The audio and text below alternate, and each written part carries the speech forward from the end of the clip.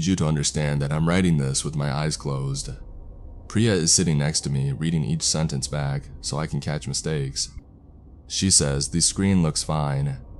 She says the words are appearing normally. I believe her because I have to, and because in the 14 months I've known her, she has never lied to me about anything that mattered. She won't tell me what's outside the window though. I've learned not to ask. I'm going to tell you what happened at Cuesta Verde, and I'm going to tell you what happened after, and when I'm done, you need to make a decision. The same decision everyone who reads this will have to make. I can't make it for you. I wish someone had made it for me. I was 26 and 18 months into a PhD in astrophysics at New Mexico State when the detection happened. I want to be precise about that because people keep getting it wrong online. It wasn't NASA, it wasn't JPL, it wasn't some deep space network with a $1 billion budget. It was 4 people at a university observatory that lost its federal funding in 2019 and survived on a patchwork of grants and the goodwill of a department chair who thought shutting it down would look bad in the alumni magazine. Cuesta Verde Observatory sat on a ridge about 40 minutes east of Las Cruces, high enough that the light pollution from town was a dull amber smear on the western horizon and nothing else. The telescope was a 1.3 meter reflector that had been state-of-the-art in 1987 and was now generously adequate. We used it mostly for survey work, cataloging near-Earth objects, tracking known asteroids, the kind of patient, repetitive science that doesn't make headlines but keeps the grant applications alive. Our team was small. Dr. Elise Query ran the program. She was Lebanese-Canadian, mid-50s, precise in a way that made you feel both respected and slightly afraid. She'd done postdoctoral work at Cerro Tololo and had published enough to be at a much better institution, but she liked the desert and she liked being left alone. Marcus Ware was the other graduate student a year ahead of me, originally from Baltimore. He was the kind of person who could make you laugh at 3 in the morning while you were both staring at a screen full of photometric data that refused to make sense. He talked too much, ate like a teenager, and was the best observational astronomer I'd ever met. He could look at a star field and see what the software missed. Then there was me, and there was Priya. Priya Chandrasekaran was not an astronomer. She was an ER nurse at Memorial Medical Center in Las Cruces. We'd been together for 2 years and she understood approximately nothing about my work, which she found funny rather than frustrating. She would ask me to explain what I was doing, and when I tried, she would listen with exaggerated seriousness and then say something like, "So you're looking at old light from dead things and writing down numbers?" And I would say yes, basically, and she would nod and say, "Cool. Do you want Thai food?" I loved her for that, for the way she could hold my world lightly without diminishing it. The night of the detection was a Thursday in October. Marcus and I were at the observatory running a standard asteroid survey, photographing sections of the ecliptic, letting the software compare frames to identify anything that moved between exposures. It was tedious work, the kind of night where you drink too much coffee and argue about whether the Star Wars prequels are secretly brilliant. Marcus was on the secretly brilliant side. He was wrong, but he argued well. Around 1:30 in the morning, Marcus leaned back from his monitor and said, "Hey, come look at this." I rolled my chair over. He had 2 exposures up, taken 90 minutes apart. He'd blinked them, overlaid them so you could toggle back and forth, and something was moving. That wasn't unusual. We found movers all the time. But this one was faint, much fainter than a typical near-Earth object, and it was moving slowly, very slowly, which meant it was far away. "Run astrometry on it," I said. He already had. The object was beyond the orbit of Neptune, roughly 41 astronomical units from the Sun. At that distance, for it to be visible at all with our telescope, it had to be enormous or enormously reflective. Marcus pulled up the Minor Planet Center database and cross-referenced. Nothing. He checked the JPL small body database, nothing. He ran it against the Gaia catalog, against Pan-STARRS, against every survey archive we had access to. The object was not in any of them. "It's new," Marcus said. He said it quietly, the way you say something when you're not sure you believe it yet. We took more images. Over the next 3 hours, we tracked it across 4 exposures. The motion was consistent and measurable. And when Marcus calculated the preliminary orbit, we both went quiet for a long time. The object was heading inward, toward the sun, toward us, and its velocity profile was wrong. It wasn't following a Keplerian orbit, the kind of path a rock follows when gravity is the only thing acting on it. It was decelerating, smoothly, continuously, as if something were applying thrust. I called Dr. Curie at 4 in the morning. She answered on the second ring because she was that kind of person. I told her what we'd found. She said, "Don't publish anything, don't tell anyone. I'll be there in 40 minutes. She was there in 30. She spent 2 hours verifying everything Marcus and I had done. She reran the astrometry, recalculated the orbit, checked for image artifacts, sensor noise, atmospheric distortion, satellite contamination. Everything held. The object was real. It was large. Rough photometry suggested something on the order of 100 to 200 kilometers in diameter, and it was decelerating as it moved inward through the solar system. Corey sat back in her chair and took off her glasses and cleaned them on her shirt, which she did when she was processing something she didn't have a framework for. Then she said, "We'll observe again tonight. If it's still there and still decelerating, I'll contact Hideo at Subaru and Sarah at Gemini. We'll need independent confirmation." She paused. "If this is what it looks like," she said, "everything changes." I went home that morning buzzing with something that wasn't quite excitement and wasn't quite fear. Priya was getting ready for a day shift. She took one look at me and said, "You found something?" I told her we might have. I told her it was probably nothing. An instrument error, a misidentification, the kind of thing that happens in astronomy all the time and amounts to nothing. She studied my face and said, "You don't think it's nothing?" I said, "No, I didn't." She kissed me on the forehead and told me to get some sleep, and that if I discovered aliens, she expected to be introduced. The next night, the object was still there, exactly where our calculations predicted, but brighter, measurably, significantly brighter, as if it had grown, or as if it were reflecting more light, or as if it had moved closer than our trajectory model projected. We recalculated.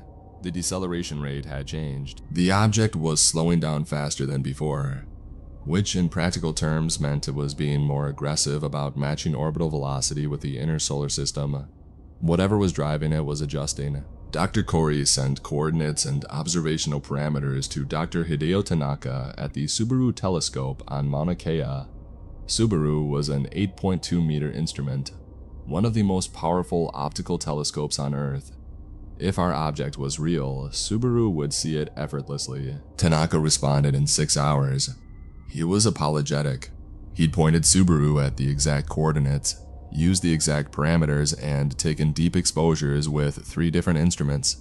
There was nothing there. Corey sent the coordinates to Dr. Sarah Collingwood at Gemini South in Chile. Same result, nothing. She contacted a colleague at the European Southern Observatory, nothing. The Very Large Telescope, 4 8.2 meter mirrors, the most powerful telescope array in the southern hemisphere, could not see what our aging 1.3 meter reflector picked up in a 90-minute exposure. Marcus ran diagnostics on our telescope and every piece of software associated with it. Everything was functioning normally. The object was still there in our data, still moving, still decelerating. We watched it cross the field in real time. "It's only visible to us," Marcus said. He said it like he was testing the sentence, checking if it sounded as insane out loud as it did in his head. Corey had a different theory. She sent our raw data, the actual FITS files, unprocessed, to Tanaka at Subaru and asked him to analyze them himself. He did. And he found it right where we said it would be, faint but unmistakable. He repointed Subaru at the coordinates, took fresh exposures, and this time, knowing exactly what to look for, he found it in his own data too. I missed it before, he wrote in his email. I don't understand how it's obvious now. Corey sent the data to Collingwood. Same pattern, at first nothing. Then once she'd seen our data, she found it immediately in her own, as if knowing it was there was a prerequisite for seeing it. As if the object existed in a register that only opened once you'd been shown the key. Over the next week, 11 observatories confirmed the detection. Every single one followed the same pattern. Initial failure, then successful observation only after receiving our data. And Corey noticed something else. She'd been tracking the object's position across all 11 datasets, and the coordinates weren't quite consistent. The discrepancies were tiny, fractions of an arcsecond, but they were systematic. The object's apparent position shifted toward whichever observatory was currently observing it. Not much, just enough to measure, as if it knew it was being watched and was leaning in. Corey didn't say anything about this to the larger group. She told Marcus and me on a Tuesday afternoon, sitting in her cramped office with the door closed. She showed us the plot, a scatter diagram of positional offsets correlated with observatory coordinates. The trend line was unmistakable. "I don't have a physical explanation for this," she said. "I don't have a mathematical explanation for this. What I have is a correlation that would be publishable in any journal on Earth, and I'm not going to publish it because I do not want to think about what it means." Marcus said what I was thinking. "It's looking back at us." Corey didn't disagree. We published a cautious preliminary report 2 days later. We had to. Too many observatories were involved. Too many people knew. The report described an anomalous, decelerating object of uncertain origin in the outer solar system. It did not mention the observational dependency. It did not mention the positional shifts. It was dry, technical, and careful, and it detonated like a bomb. Within 48 hours, Cuesta Verde object was trending on every platform. News outlets ran the story with headlines that ranged from responsible, anomalous object detected in outer solar system to unhinged alien ship headed for Earth. Amateur astronomers started looking. Citizen science groups mobilized. The hashtag was NeverCVO, and within a week, it had been used 14 million times. I should have been thrilled. This was the kind of discovery a scientist dreams about, the kind that rewrites textbooks, that earns Nobel Prizes, that changes the trajectory of a career and a civilization simultaneously. And for 3 or 4 days, I was thrilled. Priya and I opened a bottle of wine, and she toasted to me and called me her alien boyfriend, and I felt like the luckiest person alive. Then the object accelerated, not by a little. The deceleration reversed, and the thing began moving inward faster. Our trajectory models, which had predicted arrival in the inner solar system in approximately 6 years, collapsed. The new models said 18 months, then 12. The velocity kept climbing, and when Marcus plotted the acceleration curve against time, the inflection point was exact. The object had begun speeding up on the same day. Our paper went live. Corey closed her office door again. The 3 of us sat in silence while she pulled up a second chart. A graph of the object's velocity overlaid with a graph of global media mentions. The curves matched. Not approximately, not suggestively, the correlation was 0.97. For every order of magnitude increase in public attention, the object's velocity increased proportionally. "It's feeding on us," Marcus said. "Don't use that word." Corey said, "What word would you prefer?" "I would prefer a word that has a physical mechanism behind it. We don't have one. What we have is a correlation that I cannot explain and cannot dismiss." "It's feeding on attention," Marcus said again. And Corey didn't argue, and neither did I. Because the data was right there, and it was beautiful in the way a fire is beautiful when you realize the building it's consuming is the one you're standing in. The dream started that week. Marcus mentioned it first, casually over lunch, like it was nothing. He said he'd been dreaming about a flat landscape, no features, no landmarks, just a gray plain extending to a horizon that was somehow too close and too far away at the same time. The sky above was black, but not the black of space. No stars, no depth, a flat, matte absence like the sky had been painted over. And something was coming across the plain. You couldn't see it. There was nothing to see. But the air changed. A pressure built from a specific direction. The way a sound can have a direction, even when you can't identify the source, and in the dream you understood with absolute clarity that whatever was generating that pressure was very large and very close and not yet visible only because you hadn't looked the right way. I'd had the same dream 3 nights in a row. I hadn't told anyone when I asked Cowrie. She paused for a moment too long before saying she didn't dream. I knew she was lying. I didn't press it because I understood. Admitting the dream made it real. And real meant we had to think about what it implied. And thinking about what it implied meant confronting the possibility that this thing, this object, this signal, this whatever it was, had access to something more intimate than our telescopes. that it was already inside the perimeter of our skulls. Priya noticed before I told her. She said I'd been talking in my sleep, not words exactly, but sounds, muttering, like I was trying to describe something I didn't have vocabulary for. I told her about the dream, and she held my hand and said it was stress, and I said, probably, and we both knew it wasn't. Marcus stopped going home. He set up a cot in the observatory control room and started spending 20-hour days at the monitors, tracking the object obsessively, running calculations that grew increasingly baroque. He was correlating the object's velocity with everything: stock markets, internet traffic, satellite transmissions, the aggregate rotational speed of every telescope on Earth. He found patterns in all of it, or maybe he created patterns by looking for them. I couldn't tell anymore. One night, around 2 in the morning, I found him standing outside the observatory dome, staring straight up at the sky. No telescope, no instrument, just his eyes and the dark. I can feel where it is, he said without looking at me. East-northeast. About 30 degrees above the horizon. You can't see it yet, but if you stare long enough at the right spot, you can feel something there. A weight, like a migraine that hasn't started yet. I looked where he was pointing, and felt nothing, and was so relieved that my knees went weak.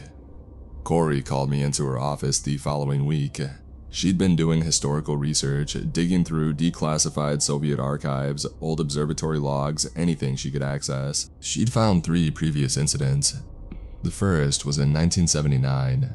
A team of 4 astronomers at the Crimean Astrophysical Observatory detected an anomalous object in the outer solar system with a non-Keplerian trajectory. They observed it for 11 days. On the 12th day, all 4 reported identical nightmares: a featureless plane, an empty sky, and approaching pressure. Within 6 months, 2 were dead, 1 heart failure, 1 suicide. The other 2 were committed to psychiatric institutions. The Soviet government classified the observation records and dismantled the detection program. The second was in 2003. 2 astronomers at Cerro Tololo in Chile, Cury's old institution, flagged something in archival data that matched the signature. They cross-referenced, confirmed, and began preparing a paper. Both disappeared within 3 weeks. One's car was found at a trailhead in the Andes. The other simply did not come home one evening. The data was corrupted beyond recovery, and the incident was attributed to personal circumstances. The third was 2019. A researcher at the Fast Radio Telescope in China detected an unusual narrowband signal with a trajectory-like drift pattern. He reported it to 3 colleagues. One committed suicide within a month. The others retracted their confirmation and refused to discuss it. The researcher himself was found dead in his apartment, staring at the ceiling with his eyes open. Natural causes, the report said. He was 31. In every case, Corey said, the detection was contained. Small teams, limited communication. The information didn't spread, and the object, whatever it is, seemed to lose interest. The velocity data we can reconstruct shows it decelerating, then stopping, then resuming its previous trajectory, returning to the outer system, as if the attention dried up and it went dormant again. She took off her glasses, her hands were shaking. We published, she said. We put it on the internet. 100 million people have read about it. Amateur astronomers on 6 continents are staring at the sky right now looking for it, and every single one of them is feeding it. I asked her what she thought would happen. I think it will arrive, she said. And I think arrival doesn't mean what we assumed. 2 weeks later, I went to Marcus's apartment. He hadn't answered his phone in 3 days. The door was unlocked. Inside, the lights were off. Every curtain was drawn except in the bedroom, where his personal telescope, a 10-inch Dobsonian he'd had since high school, was pointed out the window, aimed at the eastern sky. Marcus was sitting in a chair in the living room, facing the wall. He was breathing normally. His eyes were open. When I said his name, he turned his head toward me, and the motion was wrong. Too smooth, too slow, like a camera pan rather than a human movement. "Hey," he said. His voice was flat. Not monotone exactly, but stripped of something, like a photocopy of his voice rather than the original. "Marcus, people are worried about you. I'm worried about you." He blinked. The blink took too long. "It's not coming from out there," he said. "I want you to understand that. I was wrong before. It was never in the outer solar system. It was never in space at all." "What do you mean?" "We pointed our telescopes at the sky, and we found something, and we assumed it was out there because that's where we were looking. But it doesn't have a location, it doesn't have a size, it doesn't move through space, it moves through perception. We gave it a direction by looking in that direction, we gave it a shape by expecting one. Marcus, you need to come with me. We're going to the hospital." He smiled, and this smile was Marcus's warm, slightly lopsided, and that was worse than anything else because it meant he was still in there somewhere, behind whatever was filling up the rest of him. "I can see it now," he said. "I don't need the telescope. I don't even need to look up. It's everywhere you look once you know how to look. It's the thing at the back of seeing the thing that was always there, at the end of every line of sight. We just finally looked hard enough. I called campus police. They came with paramedics. Marcus went willingly. The doctors at Memorial admitted him for observation and diagnosed acute dissociative disorder. Priya was working that night. She texted me afterward. "Your friend is here. He's calm. He keeps asking the nurses if they can see the sky through the ceiling. He says it's very close now." The Cuesta Verde object became visible to the naked eye on a Tuesday in November. I know it was a Tuesday because Priya and I were on the couch watching a movie, a comedy, something aggressively normal. Because we both silently agreed that normal was a thing we needed to actively maintain. She got up to get water, looked out the kitchen window and said, "Hey, is that new?" I knew before I looked. I knew the way you know a phone is about to ring, or a door is about to open, a cellular level premonition that the body processes before the mind can catch up. I went to the window and looked east, and there it was between Orion and Taurus, where there had never been anything bright enough to notice, a point of light that shouldn't have existed. Not dazzling, not spectacular, just present. Like it had always been there, and we were only now admitting we could see it. It pulsed, slowly. Not a flicker, not a twinkle caused by atmosphere. A deliberate, rhythmic brightening and dimming, like breathing, like a heartbeat, like something immensely patient demonstrating that it was alive. Priya said, "That's it, isn't it?" I didn't answer. I didn't need to. She closed the curtain. The world didn't end the way movies prepare you for. There were no explosions, no tidal waves, no emergency broadcasts interrupting scheduled programming. There was instead a slow, grinding recognition that something was in the sky that had not been there before, that it was getting brighter, and that no one could explain it. Scientists disagreed publicly and viciously. Some insisted it was atmospheric, a new type of noctilucent cloud formation. Others said it was a satellite. Others said mass hysteria fully on millions, the shared delusion of a species that wanted so badly to find something in the dark that it had invented a light. But the astronomers who studied it really studied it. The ones who spent hours at the eyepiece or bent over spectroscopic data, they stopped arguing. One by one, they went quiet. Not publicly. They didn't make announcements. They just stopped publishing, stopped tweeting, stopped returning emails. Some kept working, but their papers became strange, full of gaps, non sequiturs, passages that read like someone trying to describe a color that doesn't exist. Others simply walked away from their careers. Dr. Tanaka at Subaru retired without notice. Collingwood at Gemini went on indefinite medical leave. A radio astronomer at Jodrell Bank was found in his office, sitting at his desk, staring at a blank computer screen he said he was reading. He said the screen was full of text that explained everything. The screen was off. I watched this happen from an increasing distance. I stopped going to the observatory. Corey understood. She was still working, still trying to find an answer. But she developed a tic. She flinched when she looked at data, a tiny involuntary jerk, like someone touching a stove they knew was hot. She was still the most disciplined person I'd ever met, and the discipline was the only thing holding her together. One evening, Priya came home from the hospital and put her bag down and sat at the kitchen table and said, with the calm clarity that made her so good at her job, "I'm gonna stop knowing about this." I stared at her. "I'm going to stop reading about it. I'm going to stop watching the news. I'm deleting my apps. I'm not going to look at the sky after dark. I'm going to go to work and come home and live my life, and I'm not going to carry this. Priya, it's everywhere. You can't just watch me." She did. She dismantled her information diet with surgical precision. Phones set to calls and text only. No browsers, no apps, no social media. She asked her coworkers not to discuss it around her. She closed the blinds at sunset. She went to work. She came home. She cooked dinner. She read novels. She slept. And within a week, the dreams stopped. She told me one morning, surprised. She hadn't even realized they'd been affecting her until they were gone. The flat plane, the empty sky, the approaching pressure, all of it, simply dissolved, as if the thing in the sky had released her the moment she stopped holding it in her mind.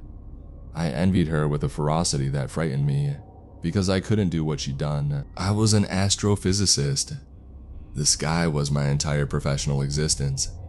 Asking me to stop thinking about an anomalous object in the solar system was like asking a cardiologist to stop thinking about a new disease of the heart. The knowledge was structural. It was woven into the architecture of my thoughts. I couldn't extract it without dismantling everything I'd built my life around. And the dreams were getting worse. The flat plane was the same, but the thing approaching was closer now. I could almost see it. Not its shape, it didn't have a shape, or it had too many shapes, or its shape was a property that didn't translate into visual information. But I could feel its edge. The way you can feel the edge of a shadow even with your eyes closed. It was close enough that the pressure had a texture. Granular, ancient, patient, beyond any frame of reference I had for patience. I tried something. It was 3 in the morning. I couldn't sleep, and I was sitting at my home computer staring at the latest observational data. The object, whatever it was, blazed in the infrared. Its spectrum was impossible. Shifting continuously, never repeating, like a language with no grammar. I'd been staring at it for an hour, trying to pattern match, trying to ring meaning from noise, and I felt the familiar pressure building behind my eyes, the dream pressure, the approach pressure, the sense that looking was a rope and something was climbing it toward me. So I stopped looking at the object. Instead, I started looking at the space around it. It was subtle at first. I examined the background stars near the object's position, their light curves, their spectral profiles, the way their photons bent as they passed near whatever this thing was. I wasn't observing it. I was observing its absence, the negative space, the shadow it cast on the ordinary universe. I was mapping the whole rather than trying to see what filled it. The pressure eased slowly, like a headache receding. I kept going. I measured the gravitational lensing effect on background galaxies, or rather the absence of gravitational lensing, because the object didn't bend light the way mass should. I mapped the void it created in the cosmic microwave background. I cataloged everything. It wasn't everything it didn't do. Every law it failed to obey. That night, I dreamed of the plane again, but the approaching thing had stopped, not gone. I could still feel it, still sense its vast and terrible presence at the edge of the perceptible world. But it wasn't advancing. It was still, the way a predator goes still when something unexpected happens, as if I had done something it didn't anticipate. I called Kaori in the morning. I told her what I'd tried. She listened in silence for a long time. "You're trying to observe it without observing it," she said. "I'm trying to observe what it isn't, the shape of its absence." And the dreams changed. It stopped approaching. In the dream, for the first time in weeks, it stopped. Kaori was quiet. Then she said, "I'll try it tonight. I'll call you in the morning." She called me at 6 a.m. Her voice sounded different, lighter, less compressed. She'd had the dream too, and in her version, the approaching thing had also stopped. More than that, it had receded, slightly, measurably, she said. "Although I wasn't sure how you measured distance in a dream. We could teach this," I said. "If we could get other astronomers to shift their methodology, observe the absence instead of the presence, You want to teach the entire world to look at something by not looking at it, Corey said. 6 billion people are staring at that light in the sky, and you want to teach them to stare at the space around it instead. She was right, it was absurd. The technique required a specific kind of scientific training and an even more specific kind of cognitive discipline. You couldn't tweet it. You couldn't put it in a headline. The vast majority of the people feeding this thing with their attention were ordinary people with no background in negative space observation. And they were looking because looking was the most natural thing in the world when a strange new light appeared in the sky. We had found a fire exit in a burning building, and it was too small for anyone except us to fit through. Kaori kept working. She was trying to formalize the technique, to find a way to scale it, to translate it into something an ordinary person could do. She convened a conference call with a dozen astronomers from around the world. The ones who hadn't gone silent, the ones who were still functional. She proposed a coordinated shift in observational methodology. Stop studying the object, study its wake, its shadow, its negative. They thought she was crazy. Most of them anyway. 2 or 3 listened. One, a radio astronomer from South Africa named Lebo Mokoena, said she'd already been doing something similar intuitively, and yes, her dreams had changed too, but the consensus was that Kuri was proposing a kind of scientific mysticism, and the call ended with nothing decided. The object, meanwhile, had passed the orbit of Mars. It was visible in the daytime now if you knew where to look. A faint, impossible star that didn't wash out in sunlight. It pulsed faster. The rhythm had been slow, almost geological when it first became visible. Now it was closer to a human heartbeat, like it was matching something, like it was synchronizing. Corey called me on a Friday. Her voice was steady in the way that meant she was controlling it carefully. I found the last entry from the Soviet team, she said. The one from 1979. The team leader, a man named Volkov, wrote a final log entry the night before he was hospitalized. It was classified for 40 years. I obtained it through a colleague in Moscow. What did it say? She read it to me. Her Russian was functional, and she translated it herself. The entry was short. It said, conclusion after 11 days of observation. The object is not approaching. It has always been here. It occupies the endpoint of every possible line of sight. In every direction, at every wavelength. It is the terminus of observation itself. We are not watching it. Approach. We are approaching it. We have always been approaching it. Every eye that has ever opened, every instrument that has ever been aimed at the sky, has been taken one step closer. We simply finally walked far enough to see it. I didn't sleep that night. I sat in the living room with the lights on and Priya's steady breathing audible from the bedroom, and I thought about Volkov's words, and I understood them the way you understand the punchline of a joke you've been hearing your whole life without realizing it was a joke. Every telescope, every satellite, every pair of eyes pointed at the dark. Every civilization that had ever wondered what was out there and built a way to look. They had all been walking the same road, and the road had a destination. The next morning, I told Priya we needed to leave. She didn't ask why. She'd been waiting for this. She'd seen me circling it for weeks. The growing distance from the observatory, the obsessive late-night data sessions followed by mornings of blank staring. The way I'd started flinching when I accidentally glanced at the sky. She packed a bag. I packed a bag. We took her car because mine had a GPS that uploaded telemetry, and I didn't want to be findable. We drove west, away from Las Cruces, away from the observatory, away from the cities where every screen and every conversation and every upturned face was feeding the thing in the sky.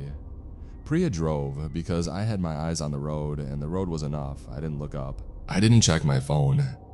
I stripped my life down to the immediate and the physical, the vibration of the engine, the smell of desert sage through the cracked window. Priya's hand on my knee when the silence got too thick. We found a cabin through a handwritten index card pinned to the corkboard at a gas station in a town I'd never heard of, deep in the Gila wilderness. The owner was an old man who rented it for cash and didn't ask questions. It had no internet, no TV, no cell service.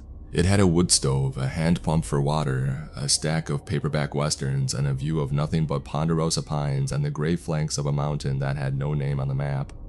For 3 days, it worked. The sky at night was what the sky was supposed to be, ancient, indifferent, full of light that had traveled for millennia and asked nothing in return for being seen. I slept without dreaming. Priya laughed, really laughed, for the first time in weeks. We cooked over the wood stove and read bad novels and made love with the windows open and the cold mountain air on our skin. And I thought, with the desperation I can still feel in my chest, maybe this is enough. Maybe you can outrun knowledge. Maybe you can find a pocket of the world where the signal doesn't reach and live there, small and quiet and free. On the 4th night, I stepped outside to use the outhouse. I looked up.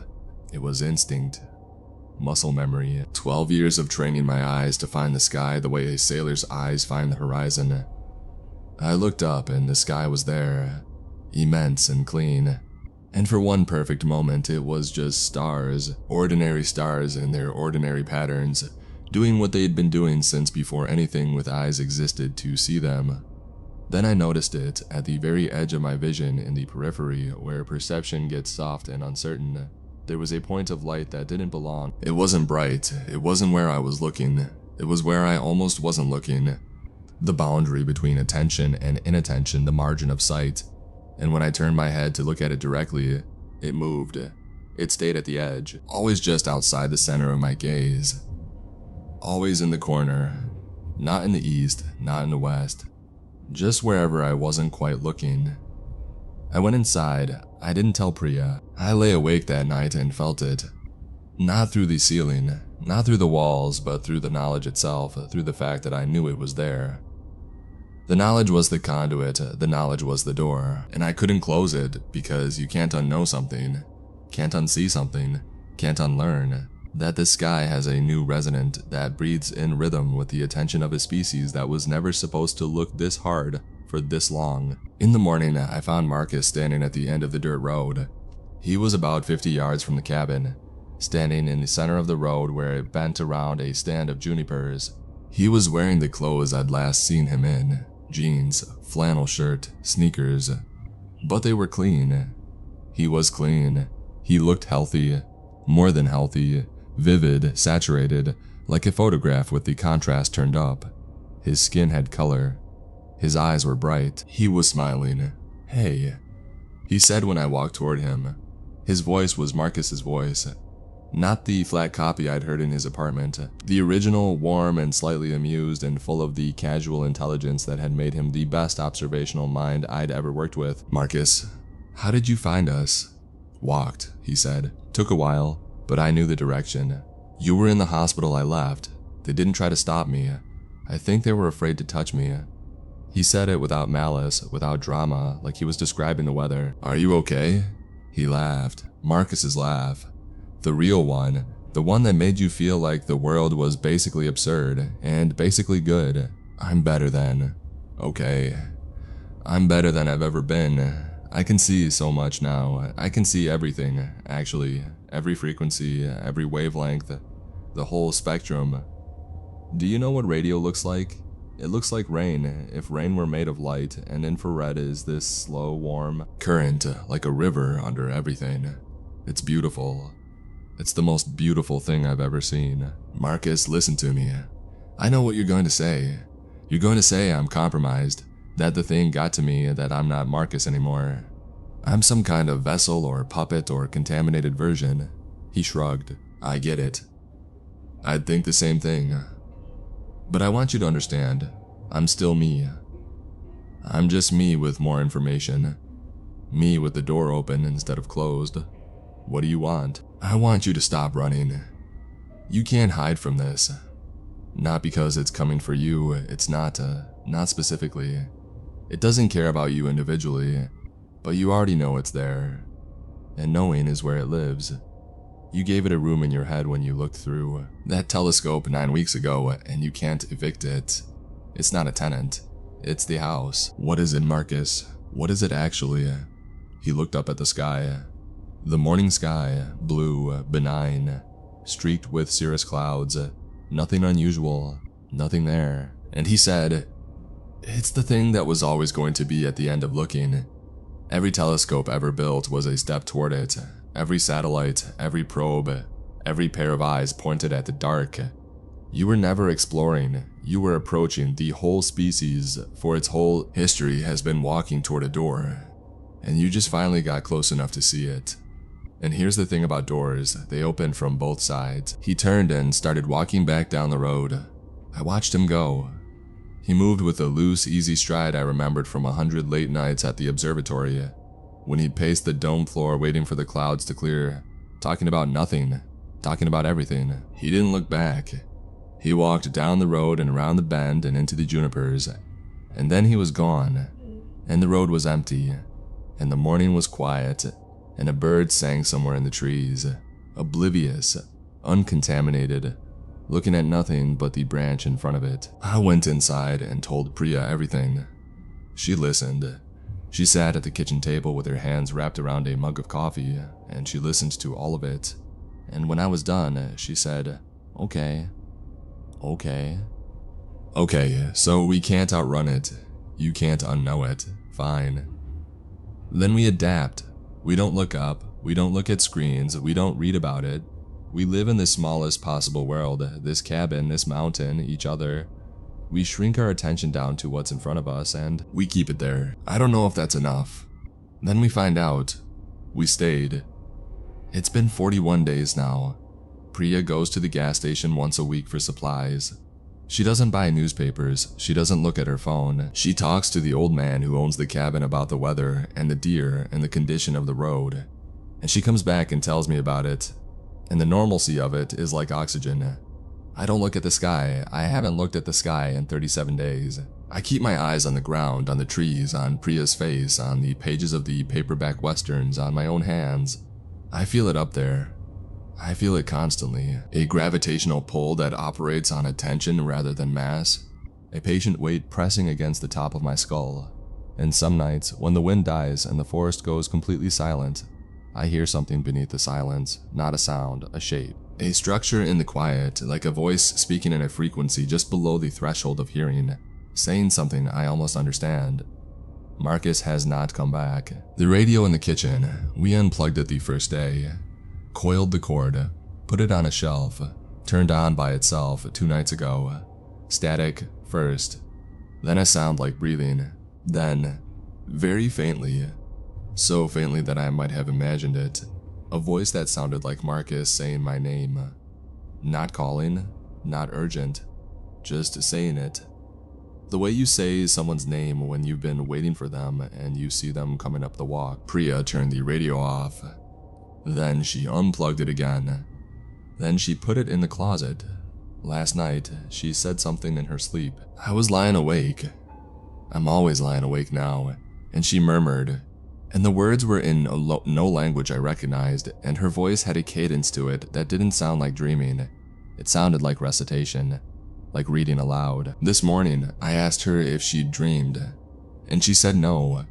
She never dreams anymore, and her eyes were clear, and her voice was steady, and I believe her. I'm writing this because Corey called me yesterday on the cabin's landline, which we've never given out the number for because we don't know the number ourselves.